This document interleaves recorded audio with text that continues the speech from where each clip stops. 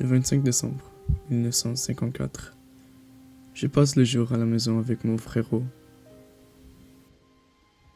Au moment de cette transcription, le gouvernement nous couvre de notre logement, mais la seule affaire qu'il ne peut guérir, c'est l'expérience que j'ai vécue au Théâtre du Pacifique.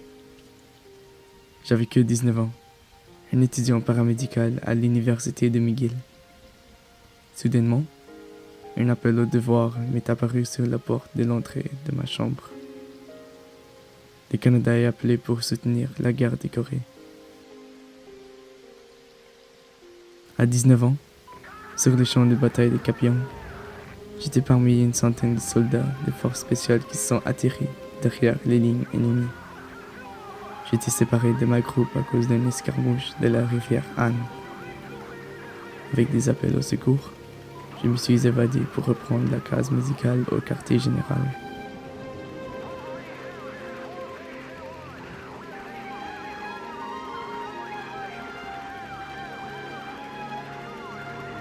Je n'étais pas seul pour essayer de fournir de l'aide.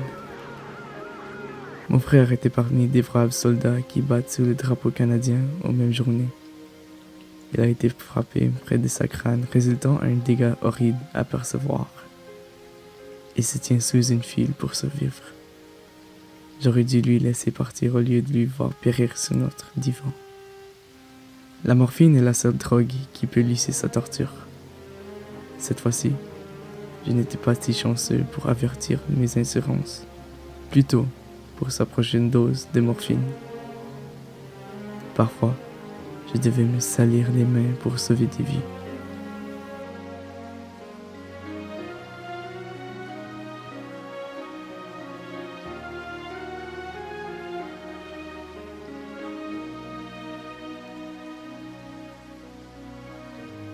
Je connaissais un jeune homme que j'ai rencontré à l'autre côté de la gare. Et ces drogues illégales m'ont sauvé la vie jusqu'à aujourd'hui.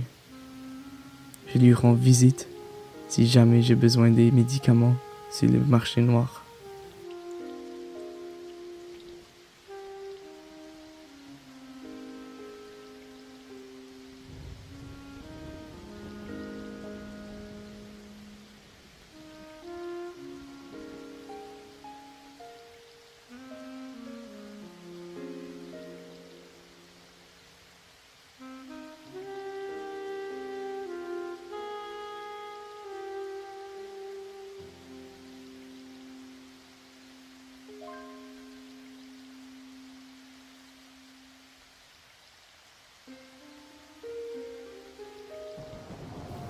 Ses clients ne sont jamais si plaisantes, comme le prix est si cher. Mais c'est la seule façon qu'il peut survivre sans être un prisonnier de la guerre. Parfois, nos interactions me laissent à penser au champ de Kapyong, où est-ce qu'on s'est rencontrés.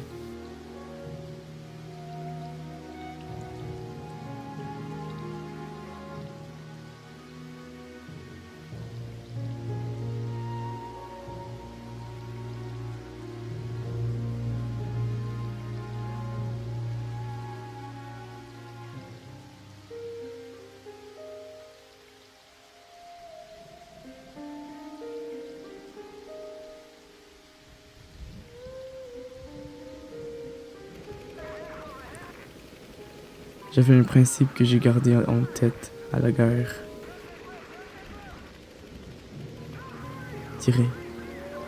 Tirer si la vie d'une autre personne était en danger. Je ne voulais pas verser du sang des autres. Mon rôle était de sauver, mais pas d'y prendre. Mais si jamais je devais verser du sang,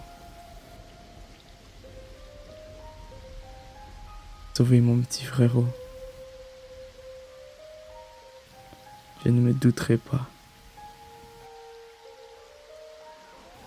Rouge, ennemi, terroriste, je n'ai aucune raison de ne lui tirer dessus, sauf qu'il porte une bande médicale, la Croix-Rouge.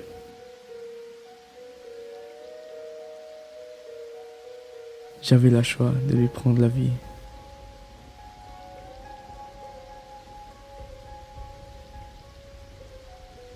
Mais je reste à mes principes. Au lieu que sa sang versa sur la neige blanche des Gapyeong, je l'ai laissé courir à l'autre bout des champs de bataille. J'avais mon arme sur mon côté, mais je n'étais pas prêt pour se prendre sa vie. J'écoutais les cris de mes camarades sur la radio. Une voix sortait dans l'évidence. Mon frère. Maintenant, le principe ne s'applique guère à ma situation. Un addict ou un gamin qui cherche à aider son frère. C'est maintenant ou jamais. J'entends encore les voix des radios me chuchoter. Partout.